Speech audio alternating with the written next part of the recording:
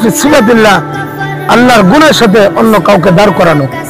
শিরিক ফি কুদরতিল্লাহ, যেমন বৃষ্টি দেওয়ার মালিক আল্লাহ, বাচ্চা দেওয়ার মালিক আল্লাহ, সন্তান দেওয়ার মালিক আল্লাহ, যেমন রিজিকে বর্ধিত করার মালিক আল্লাহ, আয়ু দেনা মালিক আল্লাহ, এমন এমন সবকিছু দেনেওয়ালা একমাত্র মালিক। ওই কুদরতের সাথে অন্য কাউকে সমকক্ষ বানানো, এটা শিরিক ফি কুদরতিল্লাহ। আর এই শিরিকটা করলে আল্লাহ তাআলা অনেক নারাজ হয়, অনেক নারাজ হয়। কেননা প্রিয় ভাইয়ের আমার, আমাকে আপনাকে সকলকে আল্লাহ হায়াত দিলেন, আল্লাহ মৃত্যু দিবেন, আল্লাহ আমাদের সন্তানাদি দেন, আল্লাহ আমাদের রিজিক দেন। যখন আল্লাহকে ছাড়া অন্য কারো কাছে যান তখন আল্লাহ করে বটে, কিন্তু আপনার পিছনে সমস্ত আমল নষ্ট হয়ে যায়। আর তওবা ছাড়া যদি মৃত্যুবরণ করেন তখন আপনি মুশরিক হয়ে মরলেন, আর মুশরিকদের স্থান হলো জাহান্নাম।